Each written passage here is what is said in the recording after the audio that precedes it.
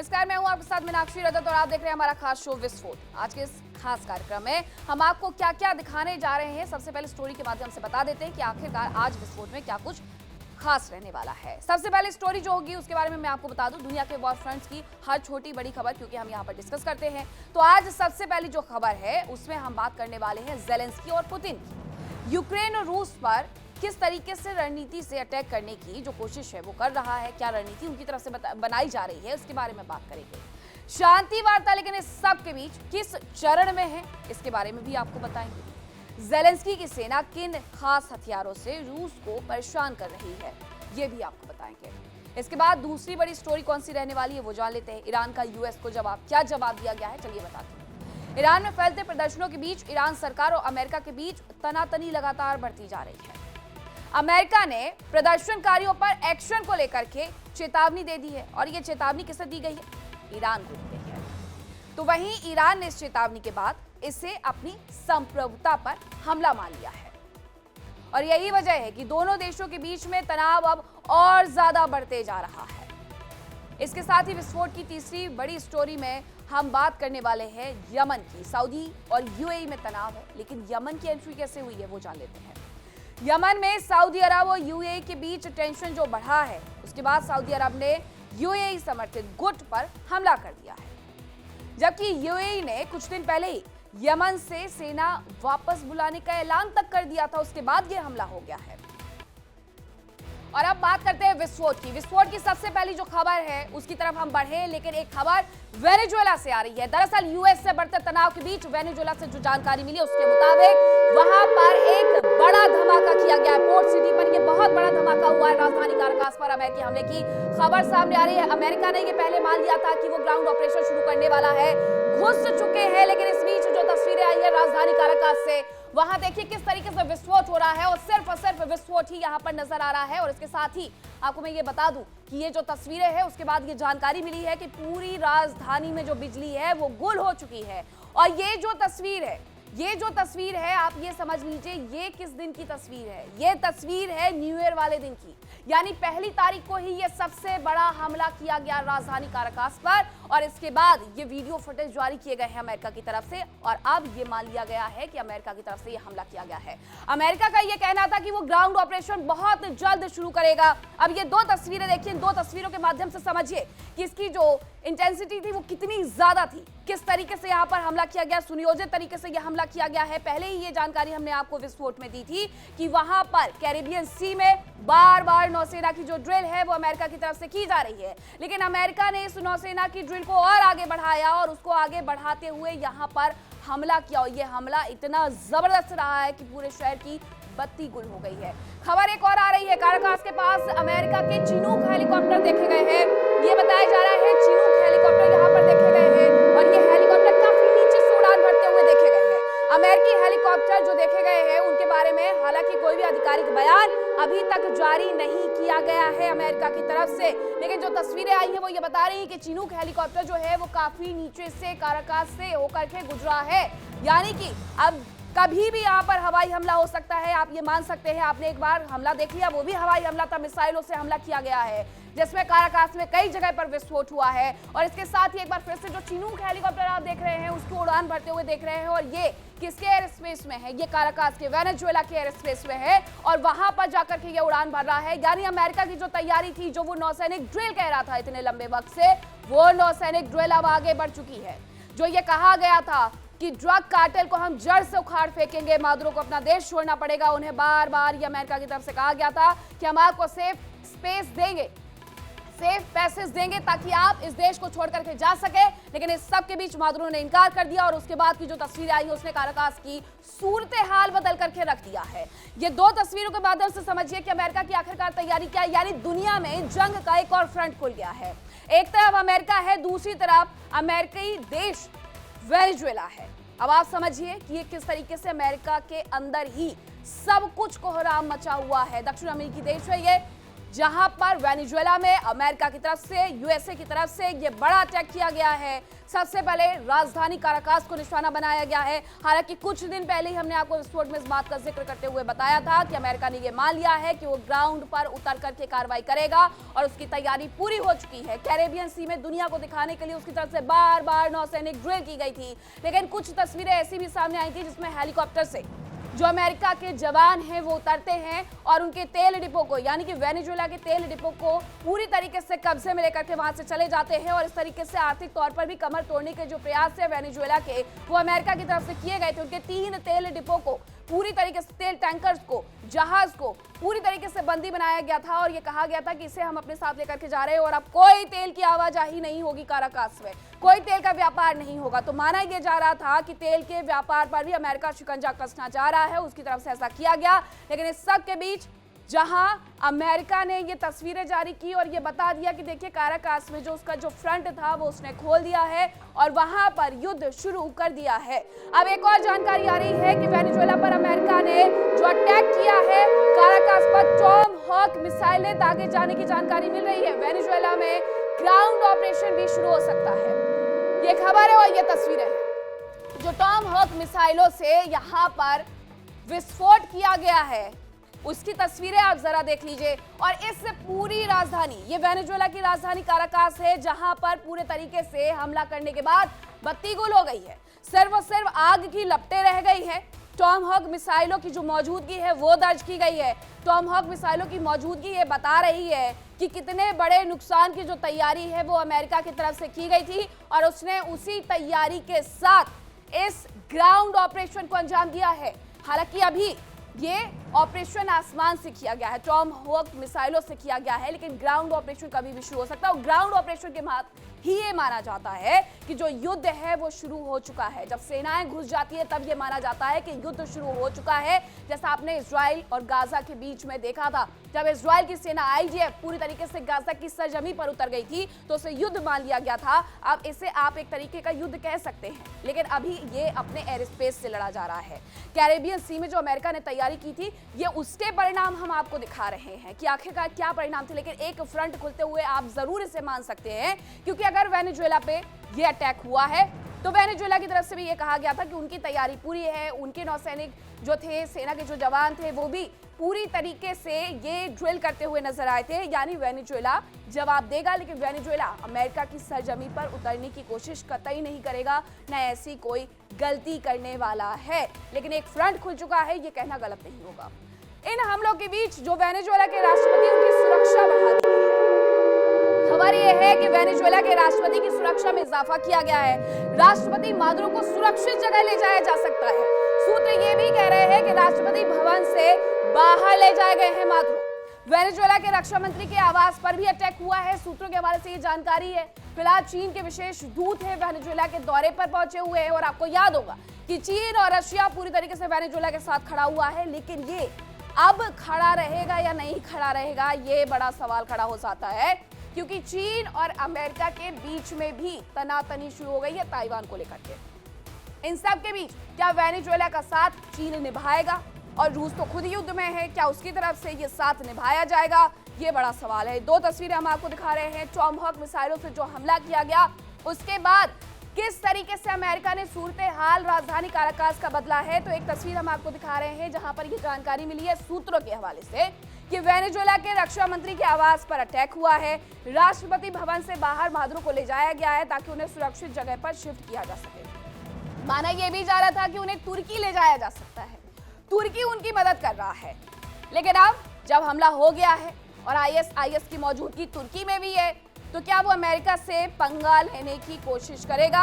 ये अब तक का सबसे बड़ा सवाल खड़ा हो जाता है। आपने तस्वीरें देख ली, अब आप समझ गए होंगे कि आखिरकार अमेरिका और काराकास में हुआ क्या है। अब चलिए विस्फोट की पहली जो स्टोरी थी हमारी रूस की, वो हम आपको बताते हैं। खबर यह है कि रूस का जो ज़ैपोरिज़िया है उस पर हमला किया गया है और रिहायशी इमारतों पर हमले में 2 लोगों की मौत की जानकारी मिली है। खैरसॉन में थर्मल पावर प्लांट पर रूस का अटैक देखने को मिला है। चेरही में हॉस्पिटल पर ड्रोन अटैक से तबाही भी देखने को मिली है। तस्वीरें भी हम आपको दिखाएंगे कि आखिरकार हुआ क्या है। अब आपको याद होगा कि ये बड़ी जानकारी दी गई थी जब प्रेस कॉन्फ्रेंस की गई थी रूस की तरफ से कि वो जब तक पूरी तरीके से यूक्रेन को अपने में नहीं मिला लेगा वो नहीं रुकेगा। रिहायशी इमारतों में जो हमला हुआ, 2 लोगों की जान गई है। ये वो रिहायशी इमारतें हैं, रूस की ज़ैपोरिज़िया पर ये हमला हुआ है। उसके बाद किस तरीके से ये हमला करने के बाद यहाँ पर ये तस्वीर देखिए आप, एक तरफ विंटर वेकेशन चल रहा है लेकिन दूसरी तरफ युद्ध। यहाँ आपको नीचे बर्फ जमी नजर आ रही होगी तो आसमान में धुएं का गुबार नजर आ रहा होगा। तो ये स्थिति बनी हुई है रूस और साथ ही यूक्रेन के बीच में। कोई भी देश कम नहीं है, दोनों ही देश बराबर से हमला कर रहे हैं, उसी रफ्तार से हमला कर रहे हैं जैसा कि उन्होंने 4 साल पहले शुरू किया था। रूस का जो ये ज़ैपोरिज़िया पर हमला देखने को मिला है, बताया ये गया है कि ये रिहायशी इमारतें हैं, यहाँ पर लोग रहते हैं और इस हमले में 2 लोगों की जान चली गई है। हालांकि ये संख्या बढ़ सकती है क्योंकि ये जगह रिहायशी है। खैरसौन में थर्मल पावर प्लांट पर भी रूस का अटैक देखने को मिला है। चेरनिहिव में हॉस्पिटल पर ड्रोन अटैक से तबाही देखने को मिली है। तो जगह जगह जो तबाही है उसकी तस्वीरें निकल करके सामने आ रही है और ये तबाही रूस की तरफ से फैलाई जा रही है, यूक्रेन में फैलाई जा रही है। लेकिन एक और जानकारी है कि यूक्रेन के खार्किव में एक बड़ा हमला हुआ है। मल्टी स्टोरी बिल्डिंग में ये भारी तबाही हुई है। यूक्रेन ने रूस पर हमले का आरोप लगाया और जाहिर सी बात है जब युद्ध दोनों देशों के बीच में चल रहा है तो ये तबाही यूक्रेन में रूस से लेकर के आया है। रूस के खार्किव में अटैक से हालांकि वो इनकार करते हुए नजर आ रहा है। और अगर ऐसा हुआ है तो ये हमला किसने किया है? मल्टी स्टोरी बिल्डिंग थी जिसमें काफी तबाही हुई है। ये तस्वीरें देखिए, ये कभी यहाँ पर बिल्डिंग हुआ करती थी लेकिन ये पूरी तरीके से धराशायी हो चुकी है। धराशायी होने के बाद सिर्फ और सिर्फ मलबा है, आग की लपटें हैं और रेस्क्यू ऑपरेशन में जुटे हुए लोग हैं कि अगर कोई यहाँ पर है तो उन्हें यहाँ से निकाला जा सके, उन्हें यहाँ से बचाया जा सके। लेकिन जो स्थिति नजर आ रही है उससे आप अंदाजा लगा सकते हैं कि यहाँ पर रहने वाले लोग अगर होंगे कोई तो उनका आखिरकार क्या हाल हुआ होगा। ये मल्टी स्टोरी बिल्डिंग बताई जा रही है। खार्किव में ये हमला हुआ है। रूस इनकार कर रहा है कि हमने हमला नहीं किया, यूक्रेन कह रहा है कि ये रूस ने हमला किया है। अब दोनों देशों के बीच जब युद्ध चलता है तो माना यही जाएगा कि रूस भले इनकार कर दे लेकिन हमला उसी ने किया है। 2 जानकारियां हैं किस तरीके से रूस ने ताबड़तोड़ अटैक करके रिहायशी इलाकों में सबसे पहले बर्बादी लाई, 2 लोगों की जान चली गई। तो उसके बाद एक तस्वीर यूक्रेन के खार्किव से निकल करके आई। यहाँ पर भी मल्टी स्टोरी बिल्डिंग थी जिसमें भारी तबाही मचाई गई है। यूक्रेन ने रूस पर हमले का आरोप लगाया लेकिन रूस ने पूरी तरीके से इस अटैक से इनकार कर दिया। ये बिल्कुल उसी तरीके से जैसे रूस के राष्ट्रपति पर अटैक किया गया, उनके आवास पर अटैक किया गया, लेकिन यूक्रेन ने इनकार कर दिया था। और यूक्रेन को लेकर के जो सारे सबूत थे वो सौंपे गए थे। किसकी तरफ से सौंपे गए थे? रूस की तरफ से अमेरिका को सौंपे गए।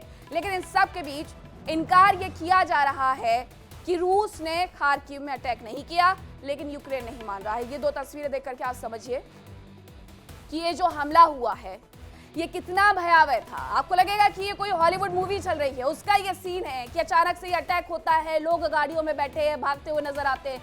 लेकिन ऐसा है नहीं, ये अटैक सच में हुआ है, यूक्रेन पर हुआ है। रूस और यूक्रेन एक दूसरे को पिछले करीब 4 साल से दहला रहे हैं, ये पूरी दुनिया जानती है। जो रूस के हमले हैं उनसे यूक्रेन के कई शहर खंडर में तब्दील हो चुके हैं। यूक्रेन पर रूस का ऐसा बारूद बरस रहा है कि हर ओर सिर्फ और सिर्फ तबाही का मंजर नजर आ रहा है। अब ऐसे में पिछले दिन कहां कहां अटैक किया गया है इस रिपोर्ट में देखिए।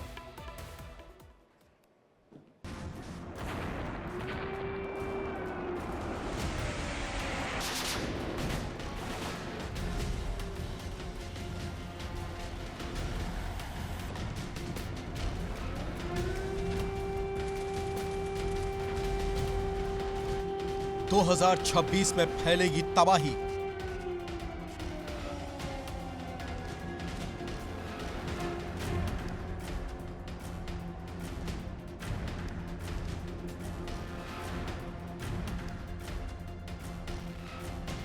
ज़ेलेंस्की होंगे मजबूर।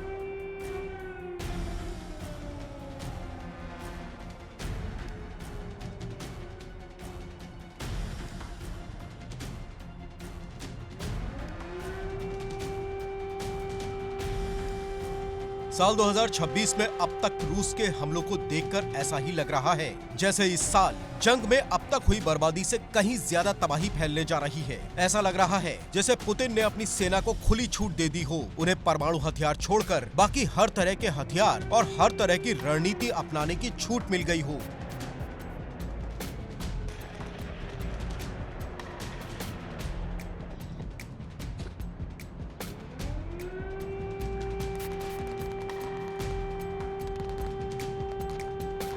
पुतिन की सेना लगातार अपने टारगेट के लिहाज से अपनी रणनीति में बदलाव कर रही है और हर गुजरता दिन यूक्रेन में बड़ी तबाही लेकर सामने आता है। हर दिन यूक्रेन में बर्बादी की नई इबारत लिखी जा रही है।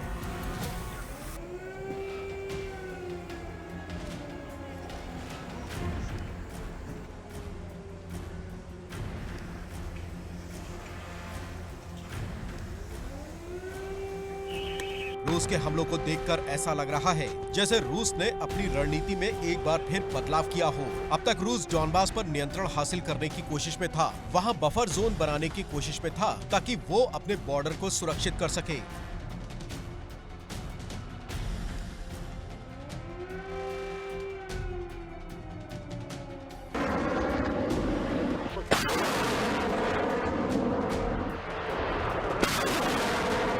लेकिन अब ऐसा लग रहा है कि रूस यूक्रेन पर संपूर्ण नियंत्रण हासिल करने की कोशिश में है। माना जा रहा है कि इस लक्ष्य को रूस साल 2027 तक हासिल कर सकता है, यानी साल 2027 में राजधानी कीव पर रूस का झंडा लहरा सकता है।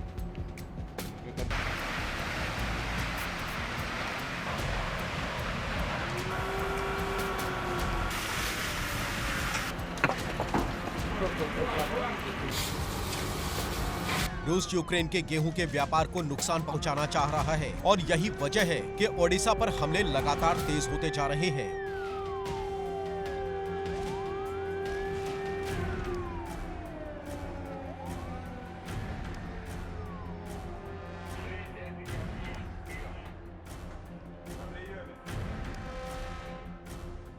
बड़ी बात यह है कि ओडिशा की तटवर्ती सीमा करीब 22 वर्ग किलोमीटर की है, जबकि पोर्ट लगभग 2.5 वर्ग किलोमीटर का है। इसकी समुद्री सीमा की लंबाई करीब 10 किलोमीटर की है, जबकि इसकी रोमानिया से दूरी 520 किलोमीटर और मोल्दोवा से दूरी लगभग 300 किलोमीटर है। खबरों के मुताबिक ओडेसा के आधे इलाके से यूक्रेनी सेना पीछे हट चुकी है और बाकी इलाकों पर रूस के हमले लगातार जारी है। रूस की रणनीति है कि ओडेसा पर कब्जा करके यूक्रेन को समंदर से दूर कर दिया जाए। अब तक समंदर के रास्ते यूक्रेन का आयात निर्यात लगभग ठप हो चुका है।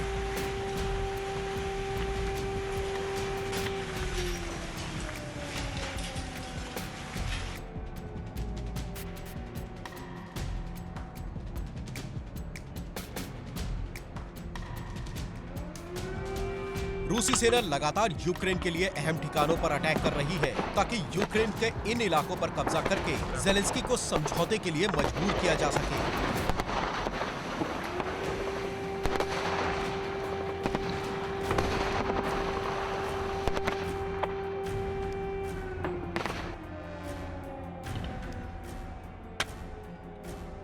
रूसी सेना लगातार Lyman, Kharkiv, Chernihiv, Sumy, Kupiansk, Volyn और ओडेसा में तबाही मचा रही है। खबर है कि रूस ने अब तक वोलिन में सबसे ज्यादा बर्बादी की।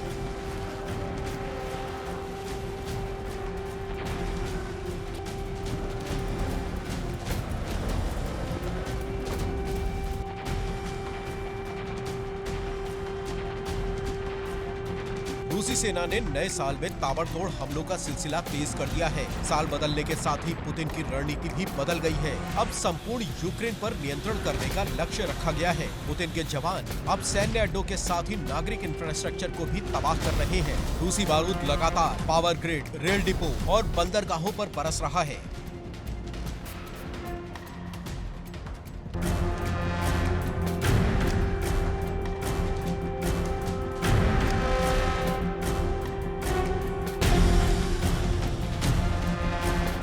रूसी हमलों का केंद्र ज़ेपोरिजिया भी है। यहाँ पावर ग्रिड और बिजली सप्लाई सबस्टेशन पर किए गए अटैक से आम लोगों की मुश्किलें बढ़ गईं। खबर है कि यहाँ 4000 से ज्यादा घरों की बिजली ठप हो गई। इसके अलावा थर्मल पावर प्लांट पर हमलों से लोगों के लिए गर्म पानी और भाप की सप्लाई भी प्रभावित हो गई।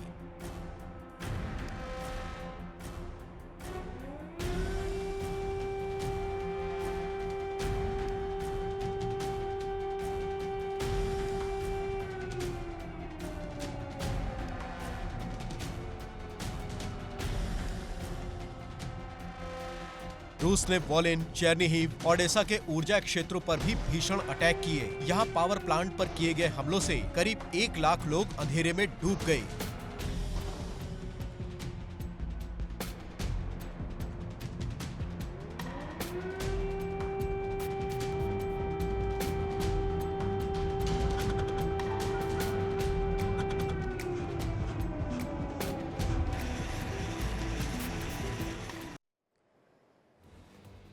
यूक्रेन के बीच जुबानी जंग भी तेज हो गई है।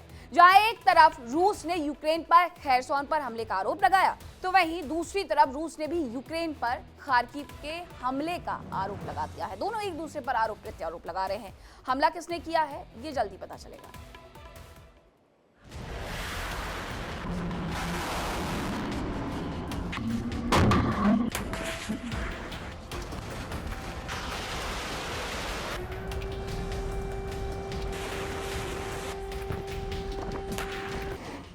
यूक्रेन के खार्किव में हुई तबाही से जंग के बीच ही यूक्रेन और रूस के बीच आरोप प्रत्यारोप का दौर शुरू हो गया।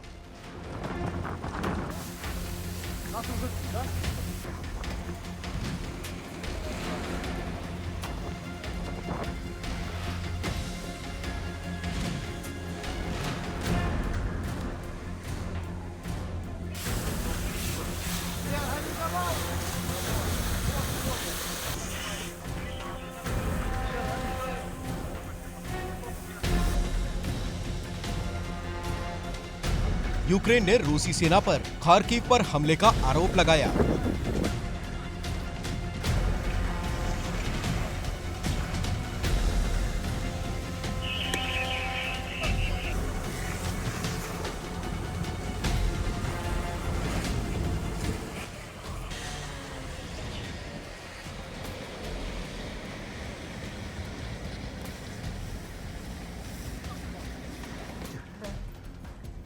Состояние, в каком состоянии ваша квартира? खार्किव पर मिसाइल से हमला किया गया। यहाँ एक आवासीय इमारत तबाह हो गई।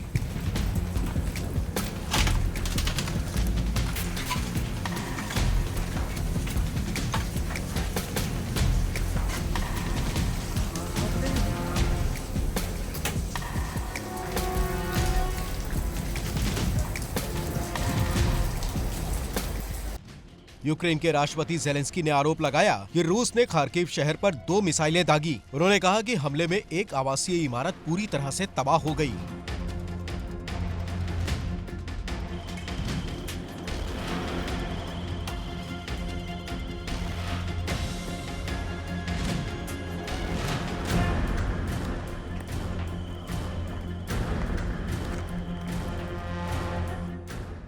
उधर रूस की ओर से खार्किव में किए गए अटैक में हाथ होने से इनकार किया गया। रूस के रक्षा मंत्रालय की ओर से कहा गया कि सेना का खार्किव में 2 जनवरी को अटैक की कोई योजना नहीं थी और न ही ऐसा कोई हमला किया गया।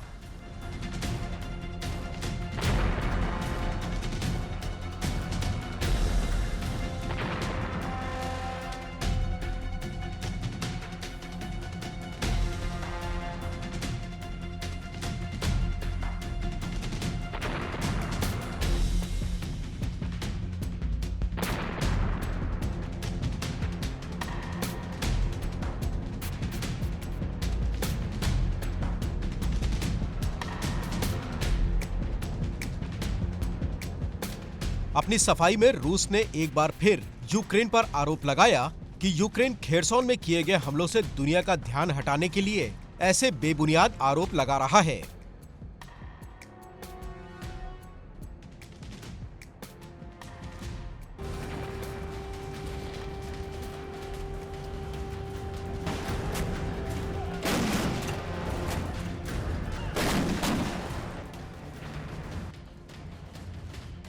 खेरसौन में एक होटल पर किए गए ड्रोन अटैक में 20 से ज्यादा लोगों की जान चली गई थी, जबकि करीब 50 लोग घायल हो गए थे।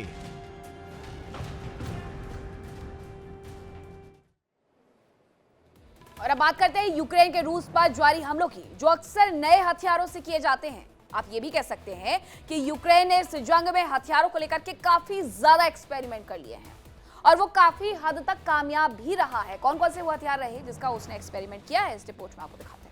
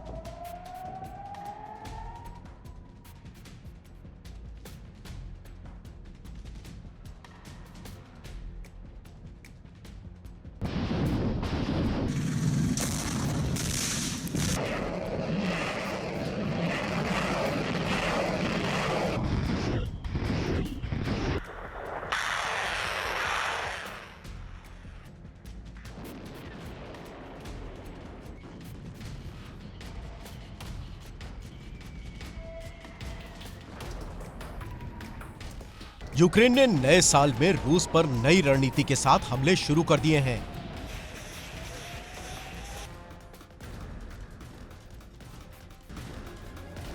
यूक्रेनी सेना लगातार रूस की व्यापारिक रीढ़, तेल और गैस के ठिकानों पर हमला कर रही है।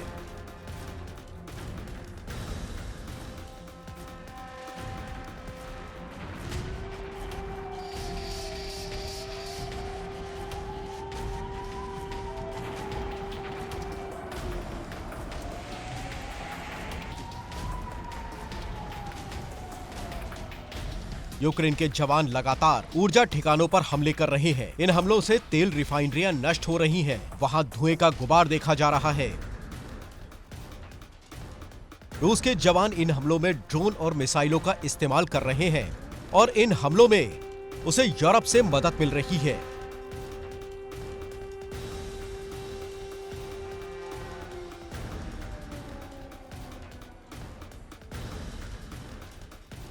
यूरोपीय देश लगातार यूक्रेन को इंटेलिजेंस इनपुट मुहैया करा रहे हैं और उनकी मदद से यूक्रेन के जवान सटीक हमलों में कामयाबी हासिल कर रहे हैं।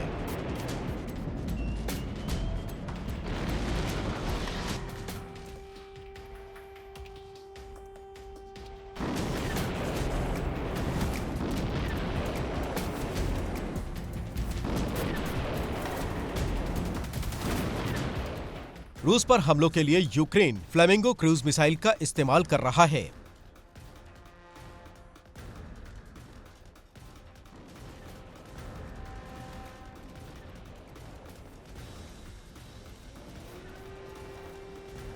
इसके अलावा लंबी दूरी के स्वार्म ड्रोन से भी अटैक किए जा रहे हैं।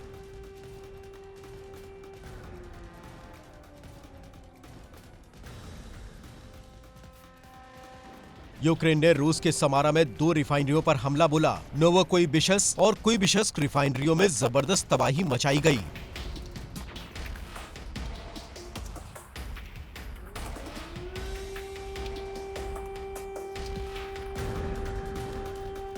समारा की नोवोकोइबिशस्क रिफाइनरी पर यूक्रेन ने जबरदस्त अटैक किया। यहां लंबी दूरी के ड्रोन से हमला किया गया।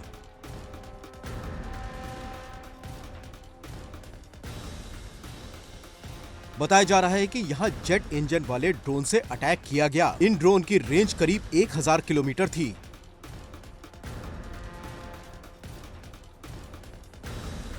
खबरों के मुताबिक ये ड्रोन 20 से 50 किलोग्राम विस्फोटक ले जाने में सक्षम होते हैं।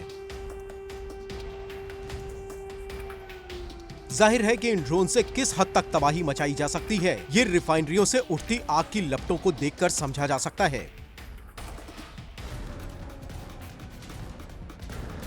यूक्रेन की कुइबिशस्क रिफाइनरी पर भी अटैक किया गया। यहां हमलों में एक नई रणनीति अपनाई गई। यहां कई दिशाओं से हमला किया गया।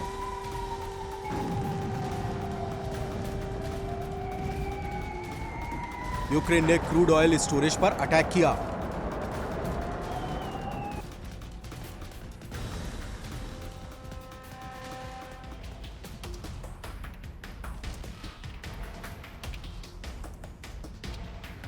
एक रात में ही 2 रिफाइनरियों पर हुए भीषण हमले के बाद रूस की हर रिफाइनरी के करीब सायरन बजने लगे। एयर डिफेंस सिस्टम एक्टिव हो गए।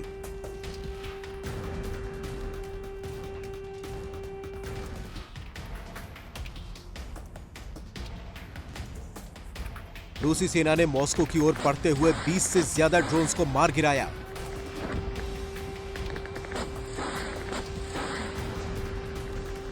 कुल मिलाकर एक रात में ही 70 से ज्यादा ड्रोन जमीन पर गिरा दिए गए।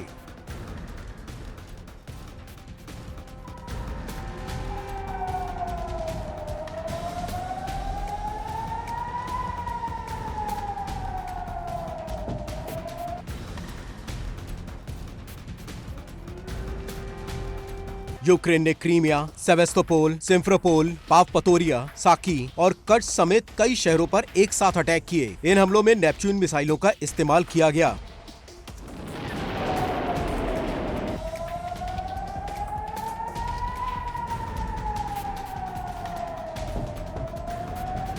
खबर है कि यूक्रेन के करीब 100 किलो वॉरहेड ले जाने में सक्षम ड्रोन से अटैक किया गया।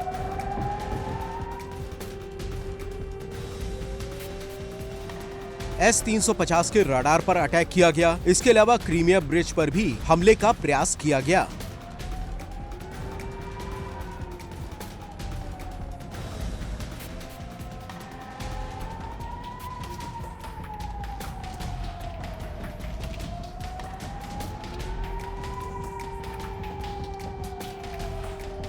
खबर है कि जेलेंस्की की सेना में जवानों की कमी है, जिसे देखते हुए अब यूक्रेन ने फ्रंटलाइन पर रोबो सैनिक उतार दिए हैं। ये जवान हैवी असॉल्ट गन से लैस होते हैं और ये रूस के घुड़सवार जवानों का मुकाबला कर रहे हैं।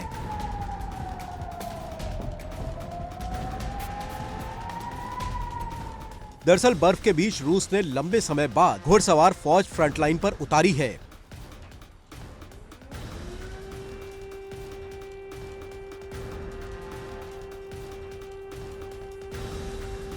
यूक्रेन ने बीते एक साल में करीब 40 तरह के ड्रोन जंग के मैदान में उतारे हैं। यहां एक महीने में 10,000 से ज्यादा ड्रोन ऑपरेटर्स की भर्ती की गई है।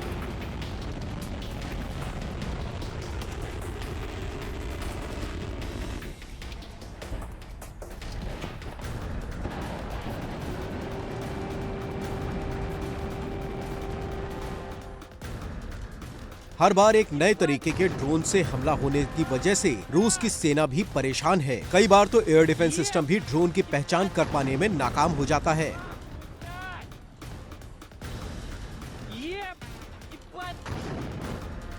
इस बीच नेटो से जेलेंस्की के जवानों को इंटेलिजेंस सपोर्ट भी मिल रहा है, जिससे रूस की मुश्किलें बढ़ रही हैं।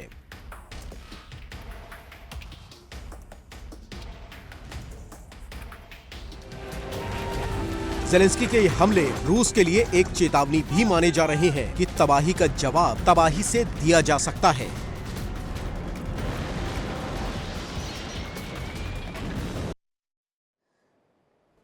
जंग शुरू हुए 4 साल पूरे होने जा रहे हैं और अब माना यह जा रहा है कि ये जंग बेहद खतरनाक हो सकती है, क्योंकि यूरोप और रूस आमने सामने आ सकते हैं।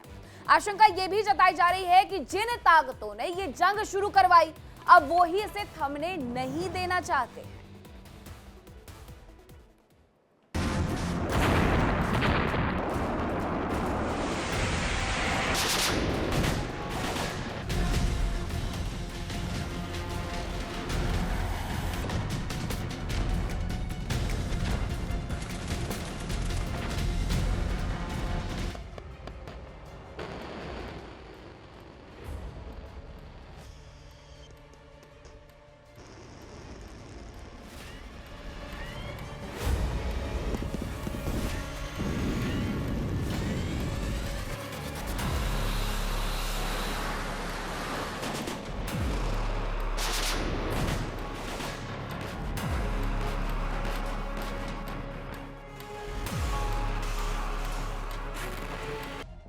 रूस और यूक्रेन के बीच जंग का विभत्स रूप सामने आ रहा है। रूस और यूक्रेन के एक दूसरे पर ताबड़तोड़ हमलों से लोग दहशत में हैं।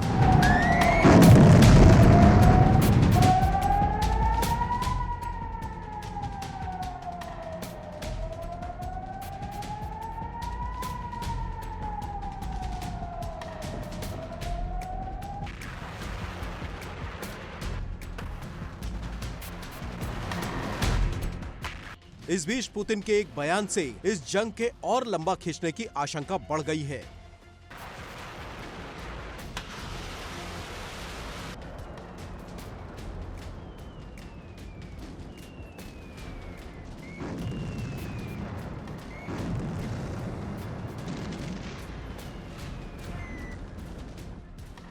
रूस के राष्ट्रपति पुतिन ने साफ तौर पर कहा कि साल 2026 में भी जंग रुकने की कोई तस्वीर बनती नहीं दिख रही है, क्योंकि यूक्रेन अपने रुख पर कायम है।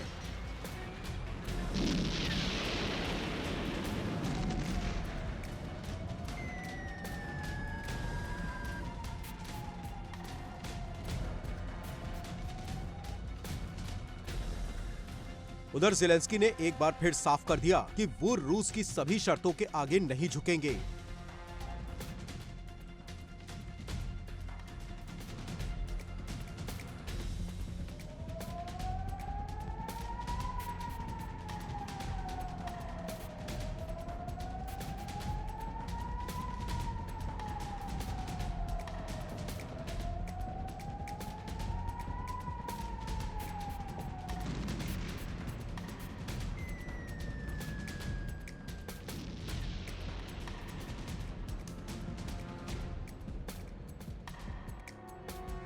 अब तक कई दौर की वार्ता हो चुकी है। फ्लोरिडा में ट्रंप के साथ बैठक के बाद ये उम्मीद जताई गई कि कुछ पॉजिटिव रिजल्ट निकलेगा, लेकिन ये बैठक भी नाकाम होती लग रही है और अब 6 जनवरी को एक बार फिर ज़ेलेंस्की यूरोपीय नेताओं के साथ बैठक करने जा रहे हैं।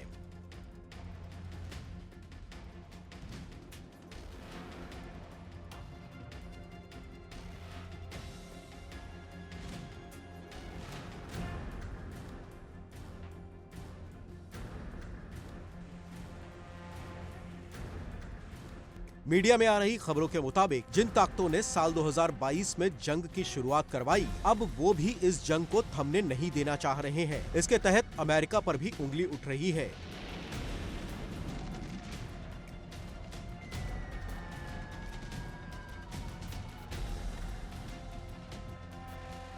क्योंकि इससे अमेरिका की हथियार कंपनी को फायदा हो रहा है और शायद यही वजह है कि अब ट्रंप भी जंग रुकवाने के लिए ज्यादा प्रयास नहीं कर रहे हैं। यहाँ तक कि हर बार डेडलाइन देने वाले ट्रंप ने फ्लोरिडा बैठक के बाद ज़ेलेंस्की को कोई डेडलाइन नहीं दी।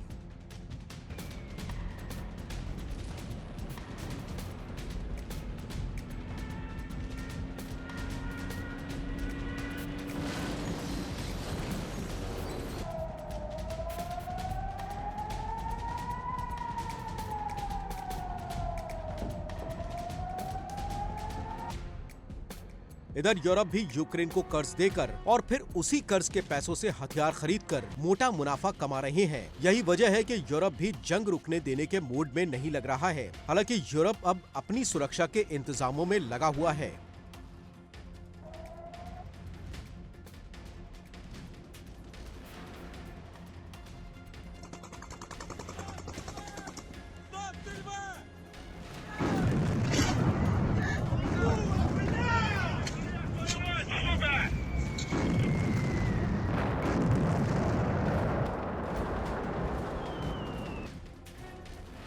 यूरोपीय देश अपनी मजबूत सेना तैयार करने में जुटे हैं। सीज फायर के बाद फ्रांस और ब्रिटेन यूक्रेन में 15,000 सैनिक भेज सकते हैं। इसके अलावा बाल्टिक सी में रूस की फ्लीट पर लगाम लगाई जा सकती है।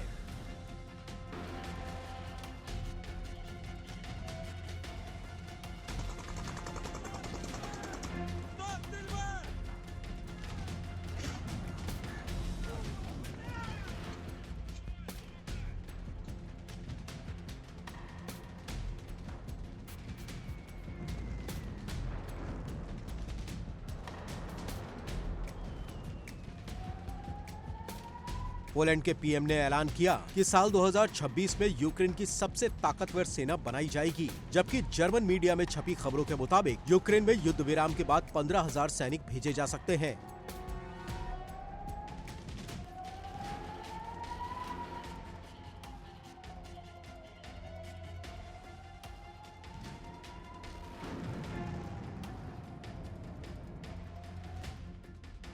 उधर खबर है कि ब्लैक सी की जिम्मेदारी लेने के लिए तुर्की तैयार है, यानी रूस की घेराबंदी की तैयारी शुरू हो गई है।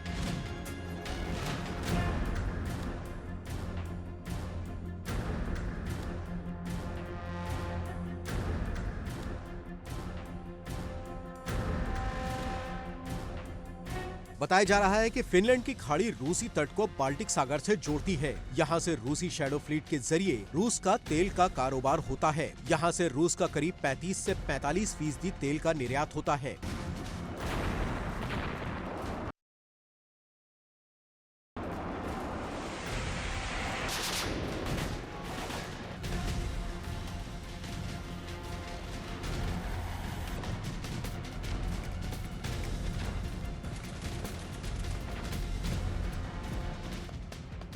माना जा रहा है कि यहाँ से रूस यूरोप में ड्रोन घुसपैठ भी करवाता है। ऐसे में यहाँ नेटो की नौसेना की तैनाती बढ़ाई जा सकती है ताकि रूस की शैडो फ्लीट पर लगाम लगाई जा सके। इस बीच रूस के एक कदम से यूरोप भी टेंशन में आ गया।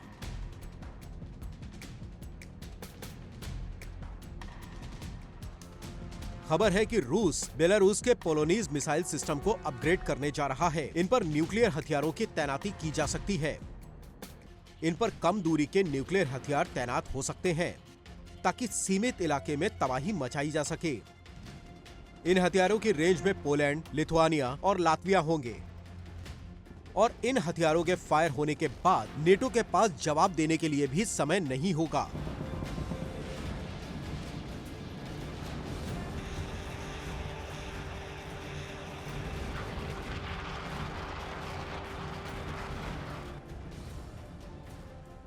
जाहिर है कि ये जंग बेहद खतरनाक मोड़ पर है और अब 2026 में इसके और भी भीषण होने की आशंका है।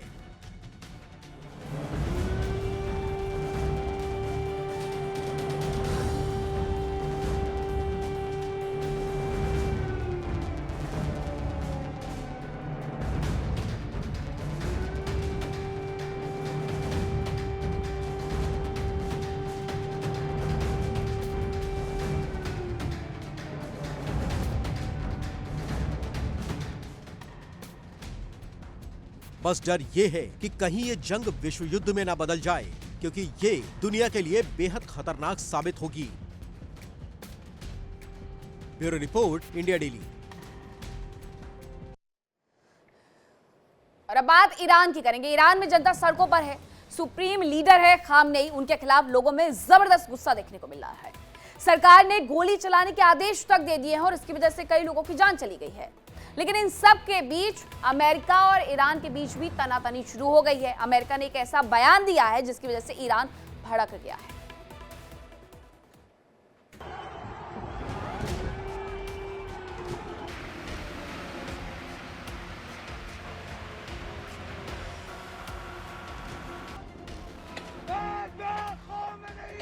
ईरान में जबरदस्त प्रदर्शनों का सिलसिला जारी है।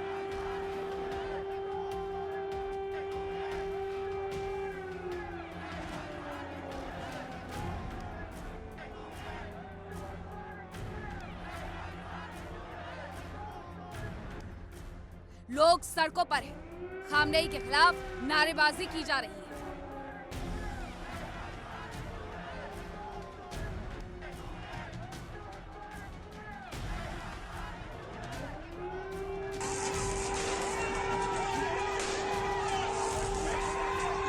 महंगाई से परेशान आम लोग अब सरकार के खिलाफ उतर आए हैं।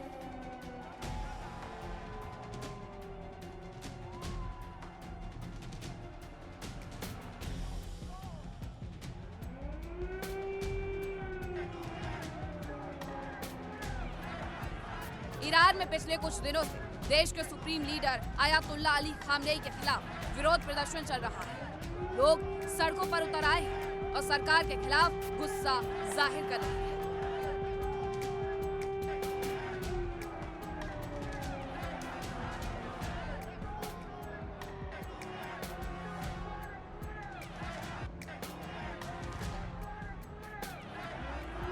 राजधानी तेहरान के ग्रैंड बाजार से शुरू हुआ आर्थिक तूफान अब पूरे देश में फैल चुका है। महंगाई और बेरोजगारी के खिलाफ जनता का गुस्सा सड़कों पर उतर आया। राष्ट्रपति मसूद पेजेश्कियन ने सेंट्रल बैंक के गवर्नर को हटा तो दिया, लेकिन ये कदम संकट को थामने के लिए पर्याप्त नहीं दिखता है।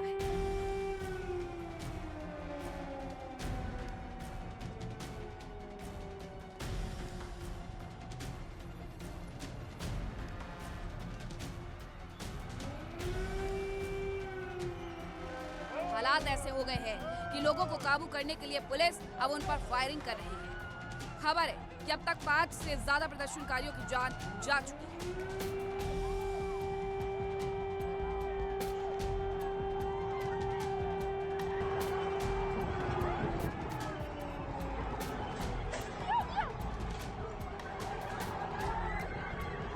इन प्रदर्शनों को लेकर शुरू हुई अमेरिका और ईरान के बीच तनातनी अब धमकी में बदल रही है। बताया जा रहा है कि अमेरिका ने चेतावनी दी थी कि अगर ईरान सरकार ने प्रदर्शनकारियों पर गोलियां चलवाई तो अमेरिका दखल जरूर देगा।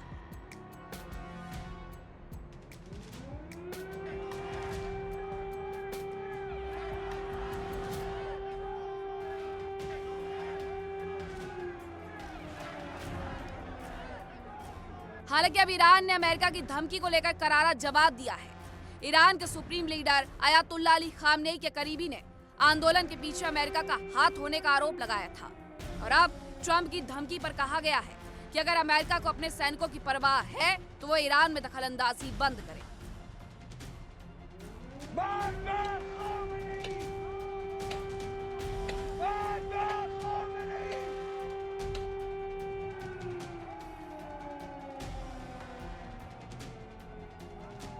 ईरान के विदेश मंत्री अब्बास अरागची ने सोशल मीडिया पर लिखा कि ट्रंप का संदेश लापरवाह और खतरनाक है। जैसा पहले भी हुआ है, ईरानी लोग अपने अंदरूनी मामलों में किसी भी दखल को खारिज करेंगे। अरागची ने ट्रंप की धमकी पर पलटवार करते हुए कहा है कि ईरान की सेनाएं तैयार हैं और संप्रभुता का उल्लंघन होने पर वो जानते हैं कि निशाना कहां लगाना है।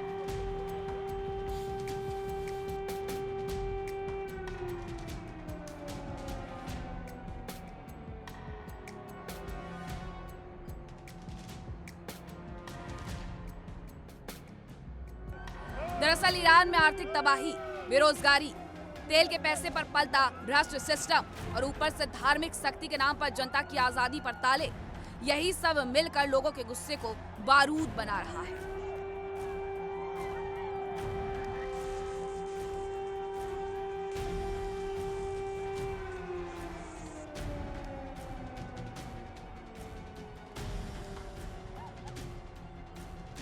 लोगों का आरोप है खामनेई और उनके नजदीकी कट्टरपंथी देश को लोकतंत्र से दूर और डर के राज की तरफ ले गए और जो भी सवाल पूछता है उसे देशद्रोही बता दिया जाता है।